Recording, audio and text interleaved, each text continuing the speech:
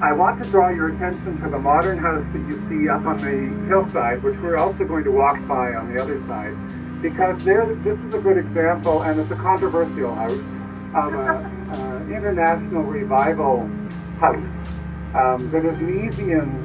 Many of you may know of a famous architect named Mies Rohe, who was one of the great modernists of the international architecture style. And it's Miesian in its approach for a couple of reasons. One is it's looking reasonably classic, which means it's simple and elegant in its format for some people. For other people, they don't like this building. It has a flat roof. It's essentially cubic. It uses the grid to kind of a motif that is in fact its detail. And the interesting thing is this one, you can tell it's revival because it does some eclectic things, like sort of cut into the metal. The grid sort of comes into the metal a little bit and doesn't just sort of stick religiously to the grid itself. What I find really interesting is the use of corten steel that a lot of people don't find very interesting, but we're going to see it again on the Earl Grey school. That is a special kind of metal that rusts, and then once it's rusted, it actually creates a protective surface for the steel and it can't rust anymore. Therefore, it's basically an indestructible type of steel, and it ends up, over years, coming patinted as a purple color.